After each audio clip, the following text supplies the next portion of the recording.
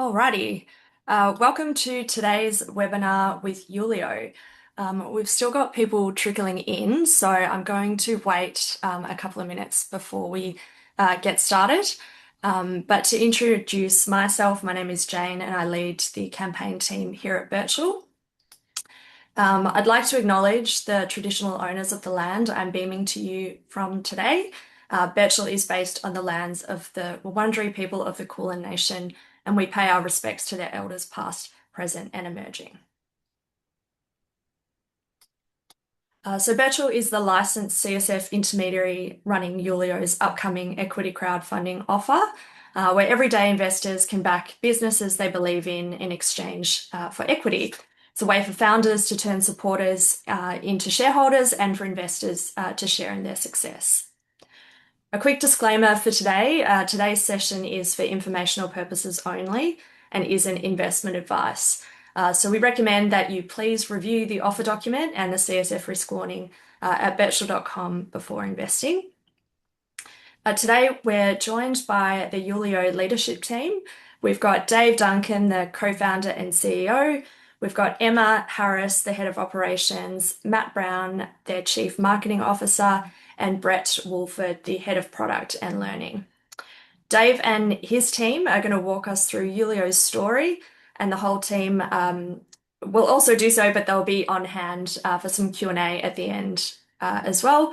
So please drop your questions in the Q&A bubble at the bottom of the Zoom as we go. We are recording, so don't worry if you need to leave a little bit early. We will provide the recording to all attendees and non-attendees at the conclusion of the webinar. So without further ado, I'm going to hand it over to Dave to start the presentation. Thanks, Jane, and thank you everyone for joining us today. It is my pleasure to take you through, for the next 30 minutes, a few slides talking about Ulleo, which is the reason we're all here today. So thank you, Jane, for the welcome. I'm going to walk through who we are as a company, what we've built over the last 5 years, and sort of where we're going, which is obviously important when we talk about raising capital. And then finally, we'll have your questions answered, which is where this will be the opportunity for all of you guys to pose the questions that you have. I'm conscious that the offer document has not yet been distributed, but we'll do as best we can to answer the questions that you do have now. And then, of course, we'll make ourselves available to those of you who have further questions once the offer document comes out. Next slide, please, Brett. So Jane did a quick introduction, but let's do that in a little bit more detail. So I'm Dave, the co-founder and CEO. It says here serial entrepreneur. That's probably a big statement, but I did launch my first business when I was 16 years old, and I then went into sort of a long sort of corporate career, working across professional services, media and telco, and more recently I've spent the last 8 years in the education sector, and the last five or 6 years of that building Ulleo. I'll let the rest of the team introduce themselves. Hi, I'm Emma Harris, Head of Operations at Ulleo. I've worked in the education sector for over 17 years, primarily in the vet sector and private, working for Ulleo for the past 5 years. At Ulleo, I lead student success, business operations, and continuous improvement. So my role really focuses on making sure our mentors and students are supported, engaged, and set up to succeed in our courses. Matt Brown. Thanks, Emma. I'm Matt Brown. I come from a background in telecommunications and media, and I look after marketing and sales here at Ulleo. So I'm focused on everything growth. And I'm Brett Wolford. I'm the head of product and learning here. So I've been working in the education sector in some capacity for over 20 years. I'm responsible for building all the Ulleo courses and bringing the concepts to life. And I'm also in charge of building our sort of AI function across the business as well. So I lead a team of devs here to get everything from an idea into a reality. Okay, so just unpacking, I guess, why we built Ulleo in the first place. And it came down to a simple premise where we thought that people wanting to learn practical career relevant skills shouldn't have to choose between, the option of doing a multi-year degree that may cost you a fortune through the sort of accredited pathway through either a university or a diploma or a certificate program. And there's sort of a free sort of YouTube video that sort of leaves them on their own. It doesn't hold their hand and take the students through a learning journey. And so we thought that there was a real gap in the middle. And so that's exactly the reason why we built Ulleo. And I thought that a great way in which to sort of describe us as a business and what we're trying to do, we developed this video a couple of years ago, and it's still as relevant now as it was back then. And so we'll just we'll press play on this for the next minute. Ulleo was created to drive the future of online learning, engaging, inspiring, and relevant to the real world. Curating the industry's finest, Ulleo's short courses bridge the gap between those who know and those who want to find out. Whether your dream is to design beautiful things or empower others to live well, whether it's telling an important story or tackling the world's biggest challenge, Ulleo's short courses equip you with the skills and knowledge you need to succeed today and tomorrow. Through inspiring stories, engaging live sessions, and dedicated mentor support, Ulleo empowers you to take charge of the experience, set the pace, and learn your own way. Love what you learn with Ulleo.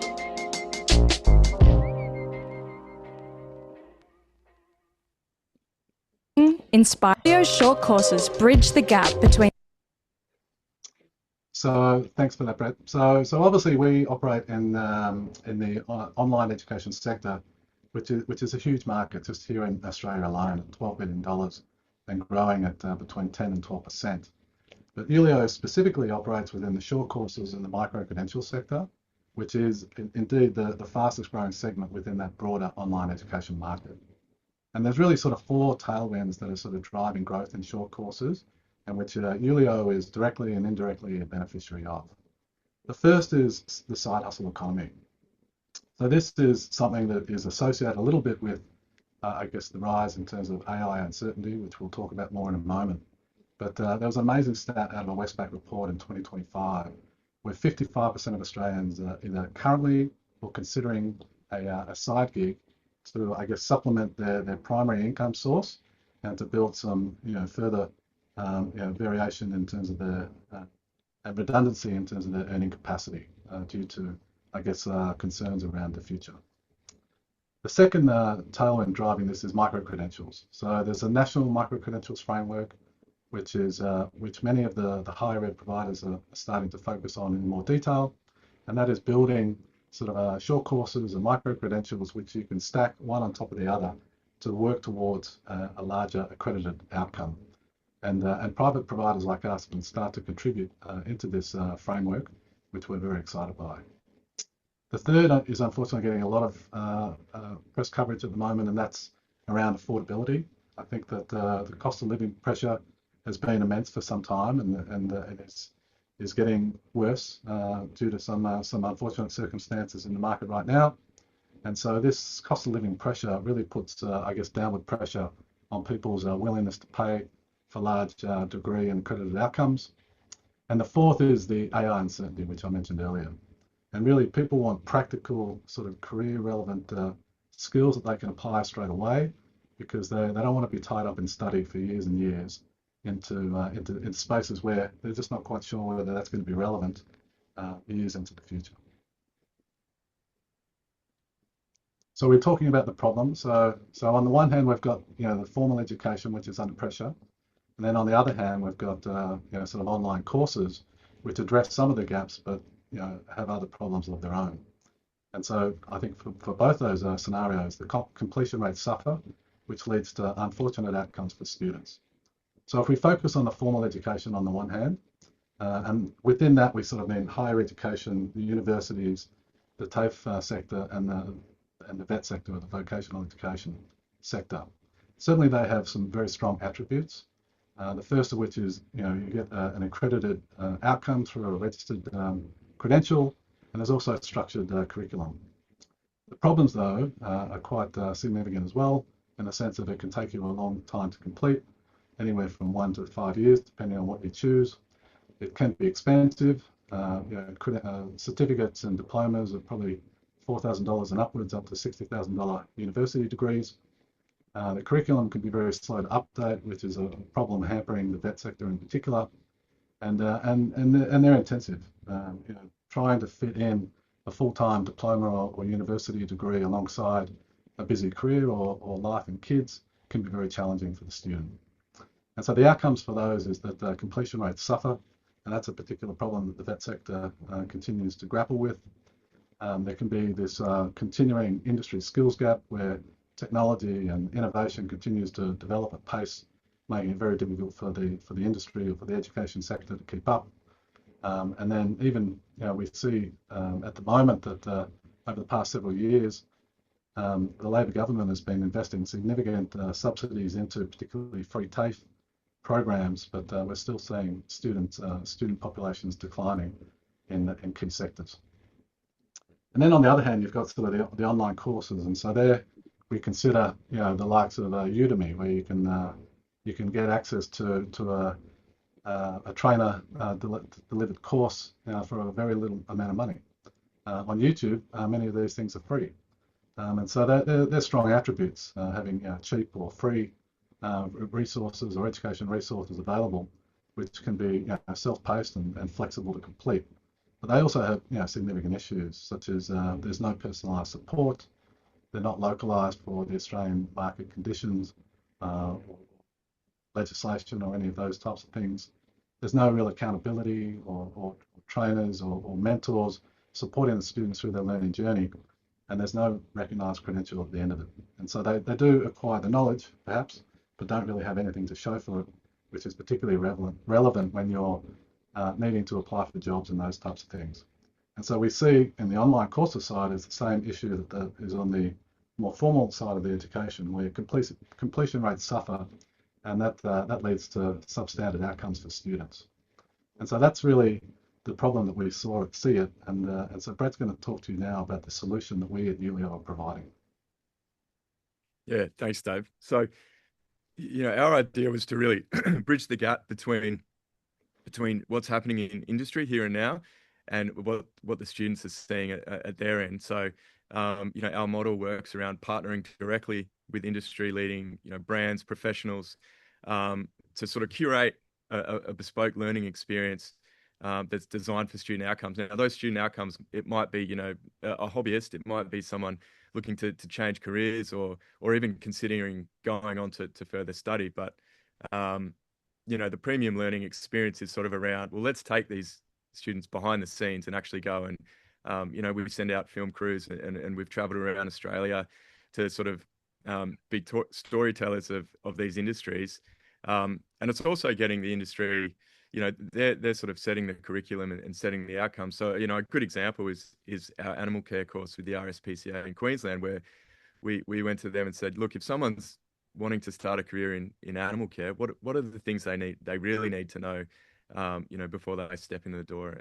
And so we spent a week with their team in, with the animal ambulance, with the wildlife clinic, with the the dog shelter, and we film all this stuff. We come back and package it up, and you're then learning from the vets and from the vet nurses, and you're seeing what they're doing and what a day in the life is, and you're getting a really good picture of what life's actually like.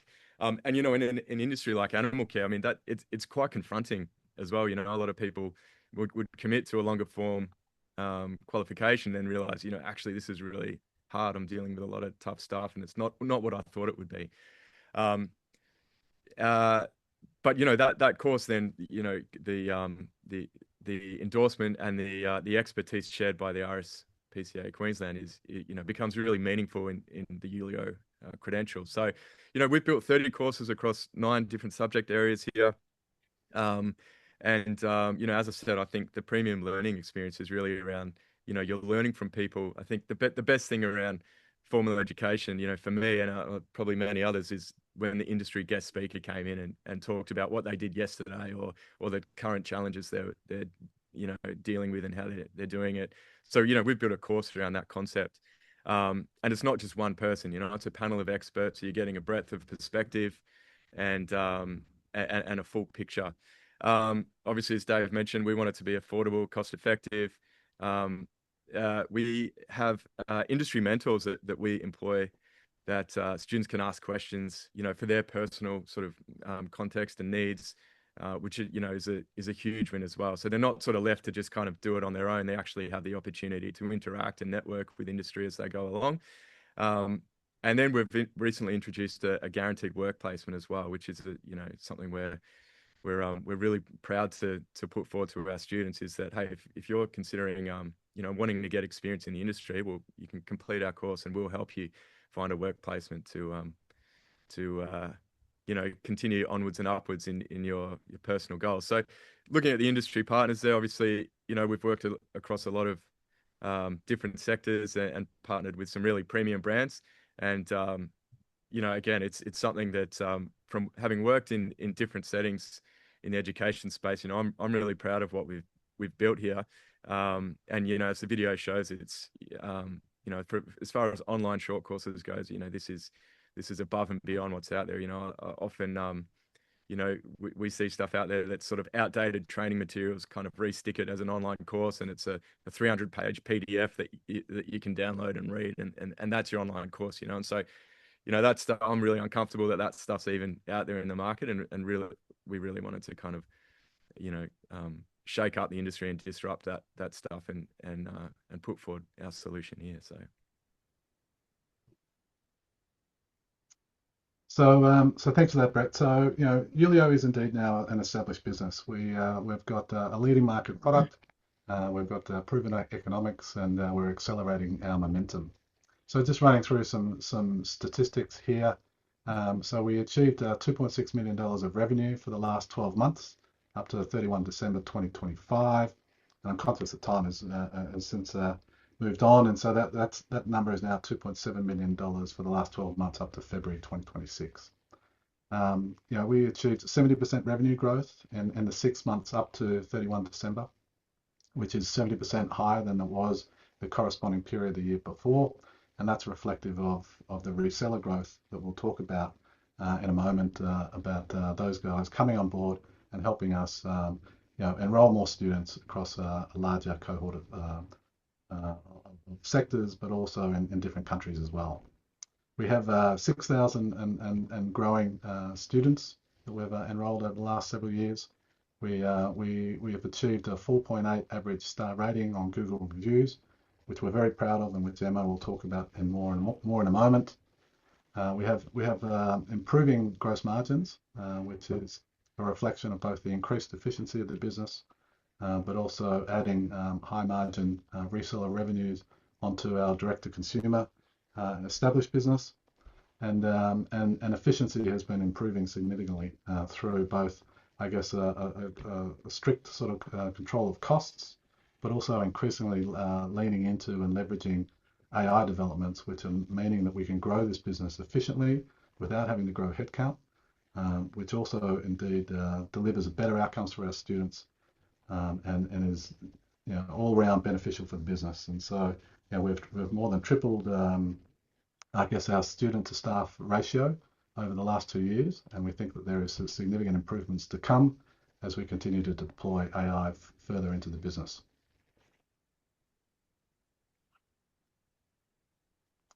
Go for it, Em. Positive. Sorry. Go for it. Our students just love us. We know there's a lot of noise out there with online reviews, and it's hard to know what to trust. But at Ulleo, we take our reviews very seriously, and so our 4.8 stars from 406 reviews and growing isn't something we've manufactured. It really reflects real students, real outcomes, and real businesses that our students have built off the back of what they've learned with us. So some examples of these feedback here, we have Sarah Baker. She studied our interior design course, and she said cost, value, flexibility, it was all there. 3 years on, every new client gets a presentation built on what I learned, and that's how my business, Coast by Design, was born. Similarly, we have Shani Tolhurst, who studied our photography course, and she said 2 years in, running my own photography business and shooting for 2 local real estates, the course had everything others didn't: website, business, the works. So we really believe that the best measure of an education provider isn't what we promise going in, but what students are doing after they finish and on the other side. And we feel that that's consistently what our reviews are reflecting. And then talking about our completion rates. Now, the industry average completion rate sits at about 46%. There's no like for like benchmark for non-accredited online courses in Australia. So this number on the screen comes from NCVR's VET fee for service data. And this is the closest publicly available measure that we have. So this means that more than half of the people who enroll in these courses never finish. And that's something that we think about at Ulleo a lot. Our completion rate is 69%. That's 50% higher than the industry average. And so that's every 1 student finishing a VET fee for service course. Ulleo has 1.5 students crossing the finish line. We really feel that that's no accident. We've built our entire model around keeping students engaged with dedicated mentor support, regular workshops, and real human touch points along the journey. So students that enroll with us, they don't just disappear into a library of videos. They're well supported during their studies and until they finish and beyond. So another aspect of Ulleo that we've been focused on for some time is well, the last 12 months at least, is this B2B to C growth strategy, or our reseller strategy. So we, for the first several years of our existence, we were focused on building as many high quality programs as we could. And so now we're in I guess a phase where we're sort of trying to harvest and leverage that as best we can. And so the last 12 to 18 months, we've been focused on recruiting partners to support us in that mission. And from their perspective, it may be that they're adding to their existing portfolio. It might be filling a gap in what they currently offer, or it might be indeed supplementing or replacing what they previously had, which wasn't up to standard, and which they prefer our course more. And so it's working out extremely well for us. It's more than doubled our enrollment volume in the last year and is delivering us very strong incremental margins. And so you'll see here on the table that our direct-to-consumer business, which is the core of the business right now, typically we're enrolling students for about $1,945. There's an acquisition cost there, which is effectively the lead multiplied by our conversion rate. So how many of those leads we convert into students. Then adding on top of that the cost of sales, which is typically our advisor costs and other things that we need to spend in order to recruit that student. And so we generate about a gross margin of about 66% on that business, and profitability is scaling as we grow our lead base and grow our student base. When we stick reseller on top of that, then that's when the magic starts to happen. The revenue per course is lower because typically we're sharing that with a partner, and that can vary depending on the nature of the courses that they resell and the nature or the size of them as a reseller to us. But the really attractive thing from our perspective is that there's no acquisition costs. Those acquisition costs are borne by the reseller, and so that's been plugged into their existing distribution network, and so it's something that we don't have to bear, and so therefore gross margin and profitability impact on us is very high because our incremental cost to serve that new student, on the basis that the vast majority of our costs are already fixed, means that it's a good outcome for us. So you can see on the right hand side that we've already got several of these reseller deals in existence, and some of them are ticking up into the 12 to 18 month period now, and part of this capital raise is to really start to pour fuel on the fire here, to get more resources so that we can grow this distribution network and grow the impact of this strategy across the broader business.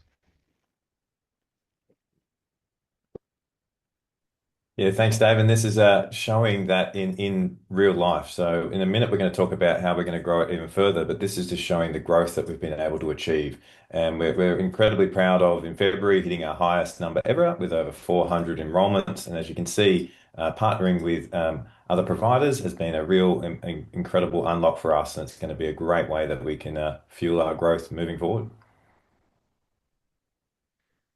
Yeah, and I guess an obvious question there is like with all this growth, how are we going to support all these extra students and all this extra business? And so here's where what we've put together is our sort of orchestrated AI platform we call Aura. So Aura is a derivative of automated Ulleo response agents, and so I guess, a shout out to Dave here. He's really pushed us in innovating in this space over the last couple of years, and we've had an amazing opportunity to actually be on the forefront of of AI and what it can do. And as I said earlier, we work with a really talented team who can sort of punch above our weight when it comes to bringing these things to life. So we've built this platform that kind of integrates with our systems. And we've introduced 4 new agents that work with us. So Mia is a sales agent, so she can text and call students or leads who inquire about the business. She can schedule callbacks or warm transfer to a human advisor. Essentially acts like a little bit of sales qualification. And then we've got Abby. Abby is our student support agent. So Abby's a sort of chatbot that sits on the learning management system. She can answer questions about the course, queries about assignments, or anything about the student account, like sort of payment details or course access or anything like that. Can escalate to a human advisor and sort of submit tickets on a student behalf if required. Nikki is another support officer working in the community team. She welcomes new students via phone call who enroll via our resellers, just to ensure that they can they've got their login details, clear up any questions about the course or access or things like beauty kits and things like that. Really neat sort of onboarding experience for students to get a call and get welcomed personally. And then Andy, who's an internal sales analyst. So Andy's ingesting over 2,000 call recordings a month, can provide real-time feedback on sort of compliance and performance for our course advisors, and deliver reporting and things like that, which is a huge win for a sort of call center team and a sales team, and so yeah, just having a look at, I guess, some of the milestones for these agents over the last little while. So Mia's booked 373 appointments for our human advisors. She's starting to make sales via SMS conversations as well, which is really encouraging. Abby has we've seen a reduction of nearly 20% in tickets per student, and halved the average ticket response time. And so that's a huge win in that space as well, meaning student queries are getting resolved sooner. Nikki, we've seen a 37% reduction in cancellations from those resellers. And that's just from the welcoming, the onboarding experience, and a massive, 72% reduction in help desk tickets. And a lot of those things are, can I get access? When do I get my beauty kit? All those things are now handled by Nikki.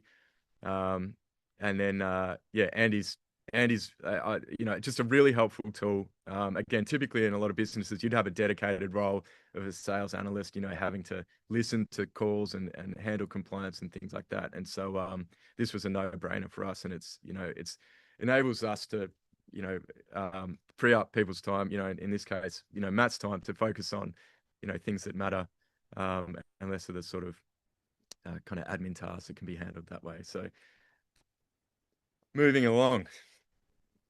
Yeah, thanks, Brett. So this is so we've been talking about where we've been and what we've actually achieved. Now we get to talk to about how we're going to actually grow from here, which is really exciting. We've got 5 key levers that we're going to be able to lean into. Brett has just been talking about AI-centric sales. So we have a fantastic sales team, and being able to use AI to help them quite a lot of their day is spent sort of reaching out to people or administrative tasks, and we're just automating a whole bunch of that so they can have more conversations, have more sales, but then also for the AI to facilitate sales itself, which obviously removes a bit of cost and helps us to be able to scale up without having to do training and recruiting and all that comes with running a call center.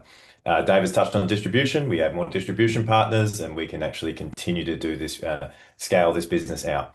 One I'm personally really excited about is new courses, and we might talk a little bit about that later. But there's just opportunity to do exactly what we're doing and finding niches that are underserved or opportunity areas that we can actually launch new courses in. Obviously, AI is a really interesting one that we're going to be looking to expand into and be able to provide people some great education there. From a marketing standpoint, that we have an opportunity to push more into paid social. So we are doing some of our lead generation in that channel at the moment. There is immense opportunity to scale that out and to be able to actually reach far more leads and then monetize those. We can also monetize back into our base with our base marketing as well. As our contacts grow and as our students grow, we can sell them, cross-sell them different courses. So there's both getting to new students and also monetizing the students we already have higher. And lastly, in terms of from a product set, so we have what really high touch, great support courses, but some people are looking for just low cost. And so the product team, Brett's team, has launched a lower cost UlleoX variant, which takes out a lot of the high touch and more expensive parts of the products, but also gives us a really low cost price point that we can lean into and also grab growth from that part as well. So they're the five key pillars that's going to help us accelerate from here. Thanks, Matt. So obviously, we also need to talk about where we're going and as part of this capital raise, the use of our funds. And so these are indicative allocations, but they're kind of aligned to what Matt was just talking through in terms of the quantum of the money that we would raise and what we'd spend where. So in that growth marketing and distribution channel, so scaling up Meta, getting better at the ad creative side of things, but also leaning into that UlleoX channel investment. We'd see that taking between 25 to 30% at the low end, but then that would drop down if we raise more money, because ultimately there's only so much we need to spend on ad creative development, etc., etc. But in that UlleoX channel investment in particular, that's an area that we're particularly excited by. We see that particularly in the market dynamic at the moment, where affordability is under pressure, having a fantastic learning experience that you can buy for anywhere from $195 to $795 adds real value. It gives us access into a segment of the market that we haven't been addressing up until now, and it also enables, when coupled with a lower cost lead from Meta and a super low sales channel cost through Mia, our sales agent, then the combination of those three aspects can be a really compelling growth opportunity for us. In product development and AI, Matt mentioned that he's excited by that. I'm excited by that. Brett is particularly excited by that because that means he gets back to building courses again. We're going to, of course, continue to expand out our Aura capabilities. One of the benefits there is that it takes you a fair while to get to a certain level of competence, but once you've got that established, then the speed in which you can start to move and innovate and build on top of what you've already done, accelerates. And so we're at that point now where we've done a lot of the heavy lifting, and so now it's about harvesting and benefiting from all of the hard work that we've already done. I've already spoken at length about the expansion of the reseller network, but also on the content side of things. One thing we didn't mention is that there's also an opportunity, particularly at the RTO and the higher ed side, is content licensing. We have a significant catalog now of high quality content that could be deployed into other people's programs to supplement what they already have. But currently we don't really have the capacity to affect that. Whereas certainly if we were to looking to adapt our content to work within other people's systems through like the nature of SCORM and those types of technologies, which is quite common in the education sector, then that opens up another channel of opportunities for us. Then working capital is something that is common in these instances. We're not yet cash flow positive every month, and so therefore we do need some additional working capital support. And so we've earmarked some of the funds from this raise to support that. And then excitingly, at the sort of the top end of the max raise, if we get there, would be a potential investment or acquisition of an RTO. Because we certainly see that there are some attributes to the accredited side of the education ledger, no doubt. But where we've actually seen some operators perform extremely well, where they're able to provide both an accredited and non-accredited pathway. And so when dealing with students on the phone who are undecided, then if you have the ability to offer both, then that substantially increases your ability to convert those students, which means conversion rates go up, which means that cost per acquisition go down, and profitability goes up. And so, we've identified, being able to acquire an RTO, add scope in complementary subject areas that we already cover with our unaccredited courses has been, potentially very significant, and something that we're excited to explore if the raise was able to get us to the point where we think that is affordable for us. So just wrapping up now in terms of, and then we'll be able to get to questions. So sort of the 5 reasons to invest in Ulleo as we sort of see it. So we've spoken at length about our AI-powered operating leverage. We've done a lot of the heavy lifting, and now we're looking to really accelerate that further, improve efficiencies, and continue to expand and improve the student experience, which we see as a positive flywheel effect for us to acquire and get more reviews and even more students. We have proven revenue and unit economics, which are only going to get better as we continue to grow our B2B to C partnership model, which will fuel additional high margin growth. And then we've spent all these years and lots of time and energy building some of the best learning materials in the industry. And so that builds a bit of a content moat for us and opens up real opportunities, such as UlleoX, where we've been able to adapt learning programs that we built for one purpose and then apply them into another. And so we see great leverage and flexibility in that. And then finally, you'd be investing in a business which has got an established footprint in a very high growth market with strong tailwinds that are going to continue to grow and provide more opportunities for short courses and micro credentials into the future.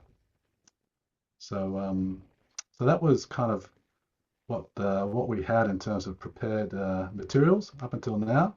So I think we were going to welcome Jane back, who could help us walk through some of the questions.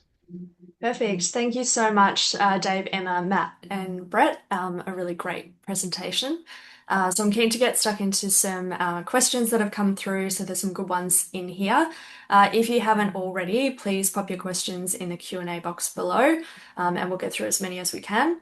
So let's kick things off. So first one, you've got a number of courses across a number of subject areas. Are all of those subject areas pulling their weight, or is it really a handful of categories doing the heavy lifting?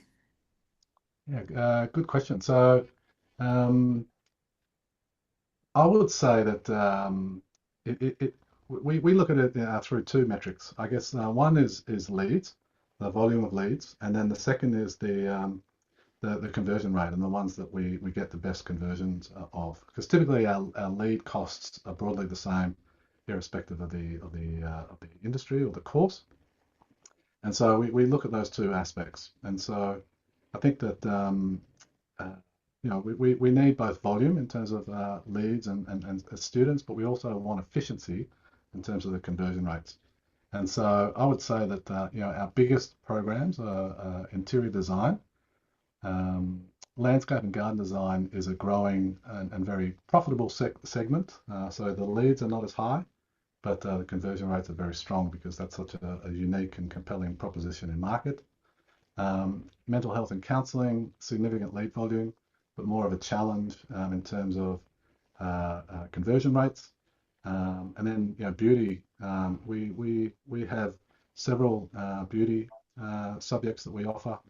And so we offer quite a broad array there in the beauty segment. And again, the beauty segment lots of leads, but the conversion rate is probably lower. But in aggregate, it's probably quite a high contribution to overall student volumes. So I would say, by and large, it is there is no one particular segment that dominates, and so that actually does give us some comfort in the sense that we're pretty well spread across the board. Some subjects are bigger than others, but we do see that portfolio effect of having multiple options out there. Awesome, thank you. Next question. So who is your typical student? Can you paint a picture for us? Who's signing up? Why are they signing up? If you've got information on demographics. That's a good one. I'm going to pass that to Matt, I think, who's probably best placed to address that. Yeah, that's a great question. We have sort of three core uses for the product. So there's people who are looking for a career, people who are looking to start their business, and people who are looking for self-development. And we have a pretty even split. It does vary by course. So some courses, those different segments will tend to lean higher into a certain area. Say like photography, for instance, is quite high in terms of personal, for your own use, but also for starting a business. That's a big segment. So we are very keen to understand as leads come in what that desire is, and so then we do lead nurturing across those different desires to get you to that outcome that you're particularly looking for.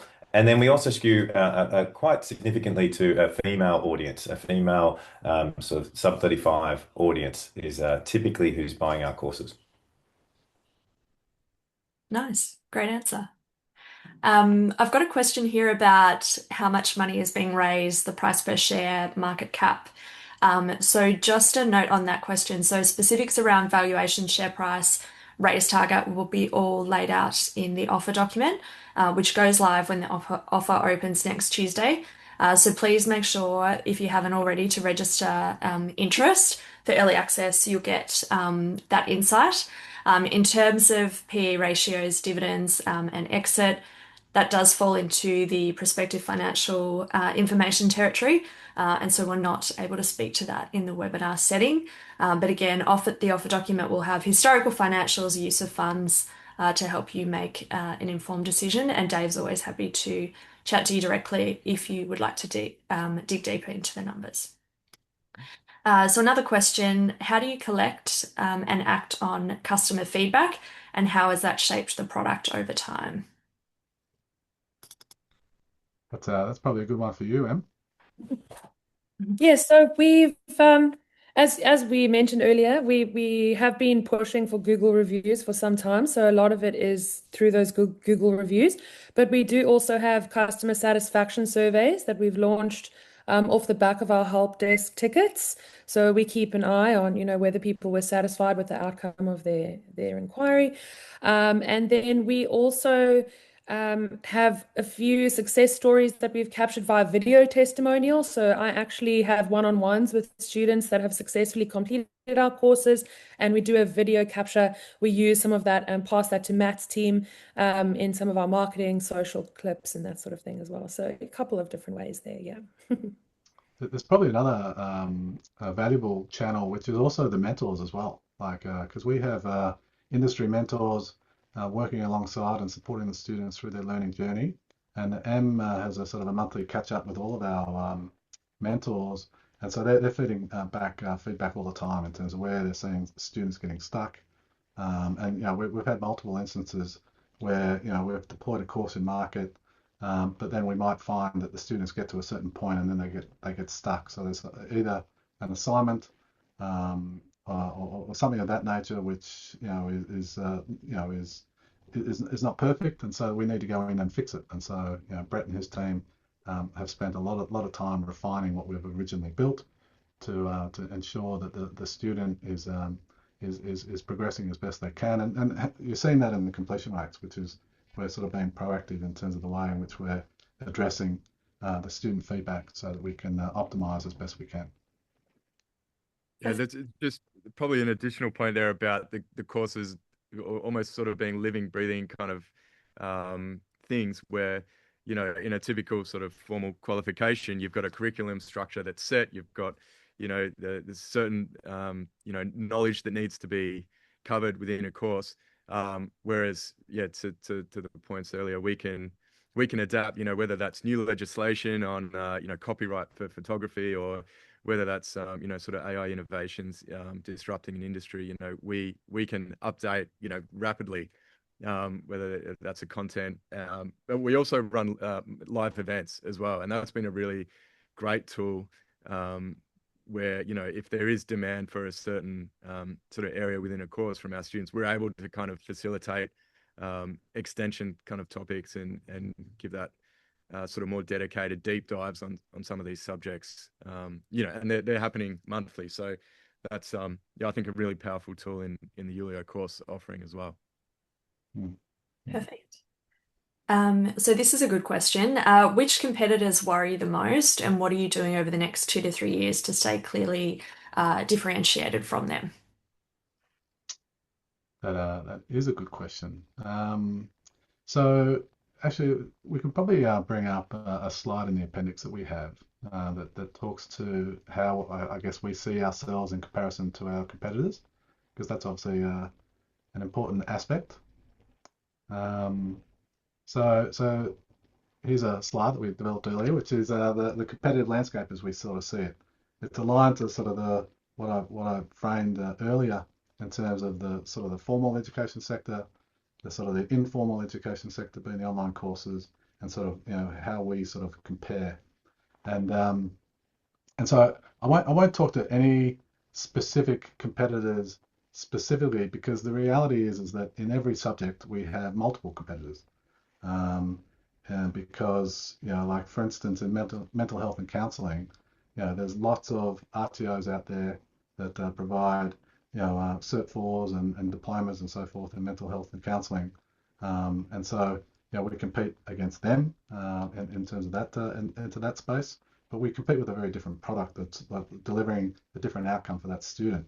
It's less intensive, it's more engaging in terms of the learning experience.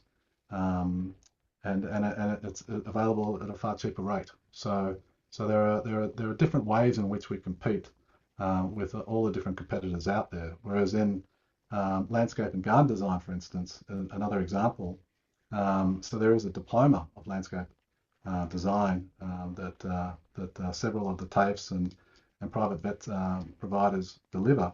But that again is a really intensive program. So that I think it's a 3-year, almost full-time program, which, speaking with some of the schools that deliver that, it's not really fit for purpose in terms of the cohort of people that are going through that program, many of whom they have existing businesses that they're running, and so they're going to do their diploma to be able to expand the array of services that they may want to deliver as part of their existing business, or to expand into different areas in terms of garden design.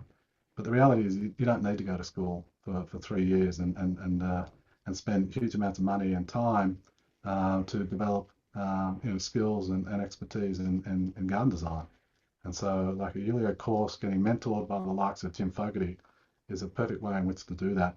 Jim is an absolute industry legend, is widely recognised as one of the best garden designers in the industry, both in Australia and internationally.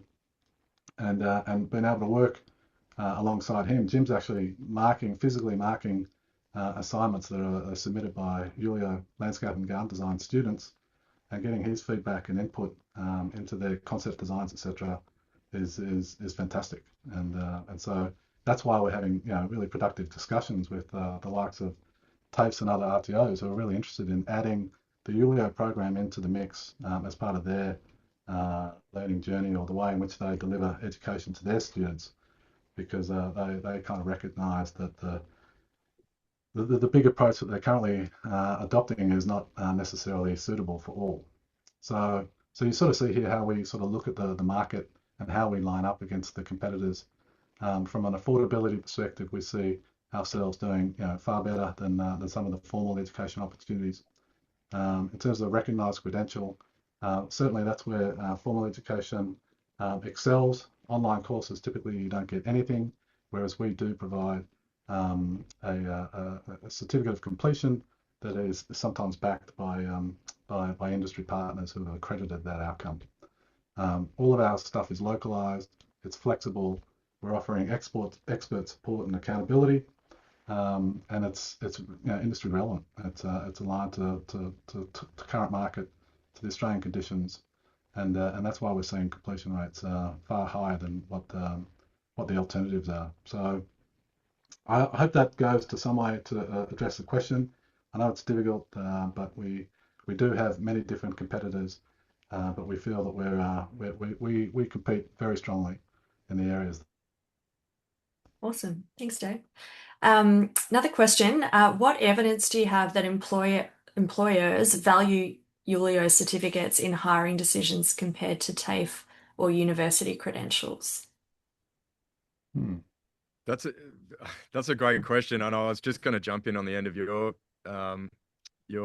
comment there, Dave. Is to me that's probably one of the biggest challenges is shifting perspectives in industry to recognize that there are micro credentials and short courses out there that are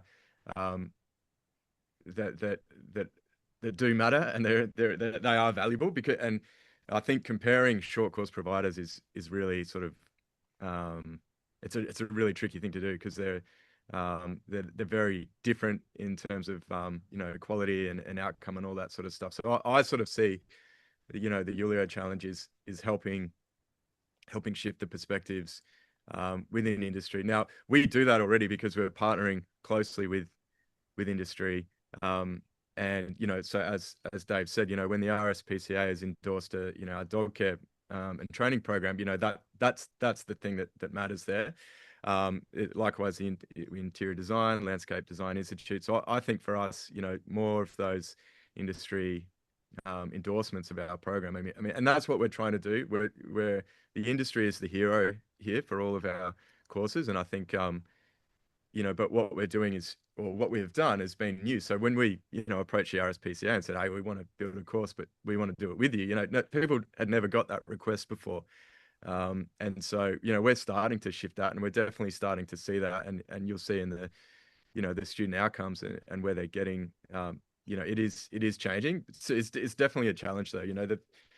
The sort of formal education is a ginormous beast, and it's the industry, I think, that's I've done work in the past with designing diplomas and things like that, and we go out and survey industry, and the things, the themes that come back are like, well, we have to retrain people that come out of diplomas and Cert 4s because they're learning stuff that's not relevant, and that's really frustrating, and we can't change that. So I think a lot of collaboration, with formal education, with industry, and helping bridge that gap is going to help. I hope that answers the question, because I don't, it's definitely a challenge for sure, but we're definitely seeing, the tides shifting in that way.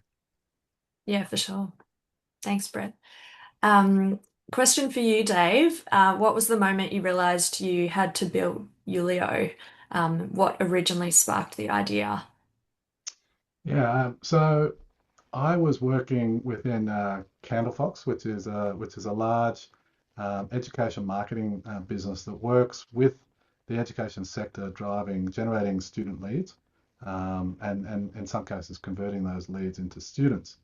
And so, as a marketplace operator, I was consulting into them at the time and working with them on growth, and they, as a marketplace operator, were hampered by, I guess, well, they look at supply and demand, and like a supermarket.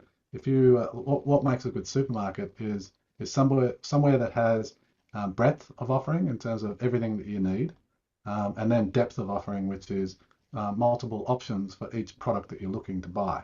And so that's ideally the best supermarket, but that's also the best marketplace, breadth and depth. And so we were frustrated with seeing opportunities where students were submitting inquiries and keen to study certain things, but there just wasn't the opportunity for them to do so in a compelling way. There was either the long form formal education option or really poor online short course options. And so we, as a business at the time, decided that, well, if we kept on asking our clients to try to build courses to fill these opportunities in the market that we saw, and they weren't doing it. So then in the end, we decided to do it ourselves. And so that's how the idea of Ulleo started. We started off in a very different track. We wanted to do a subscription offering during COVID, which is you pay $10 a month and get access to a whole bunch of micro courses. We pivoted away from that quite quickly. I'm not like all startups, there are pivots in the history, and that was our first one. And then we ultimately wanted to license content and build a portfolio of courses as quickly as we could. But again, we had to pivot away from that idea because ultimately we just couldn't find the quality of courses that we were prepared to put our brand behind. And so ultimately we then that's when I made the call. We hired Brett, who was a content expert and who did this for a living, and we came in and we built some damn good education experiences for students at a very affordable price point. And so that's kind of the origin story of Ulleo. Love it. Thank you. Just realized we've only got a couple of minutes left. I've got one more question for you, which is, are you planning to offer any investor awards as part of the race? Yeah. So the way that Birchal sort of runs these things is that we don't announce those yet, but I am going to announce one now, which is well, two now. So effectively, the first is that we've talked about expanding our courses, and the first cab off the rank in that regard is going to be a program called AI Unlocked. It's a workshop series delivered by a renowned AI educator. His name is Ben LaRalph. I think I'm authorized to say that. And so Ben, he's going to deliver a six-part workshop series. And so we're going to be bringing that to market in a couple of months' time. We're super excited about it, and we're going to make that available to all investors in Ulleo as part of this Birchal raise for free. And so I think investments start from $250. This course is probably going to be $395 retail. So it's not a bad opportunity to get access to, I think, what's going to be a really compelling program that's going to help people, whether from their personal or professional perspectives, sort of level up their AI capabilities and start to apply sort of use cases and build cases in both professional and personal settings. So that's exciting. And then the other one is for more of the institutional or RTO or educational companies out there who might be willing to get on the cap table for Ulleo.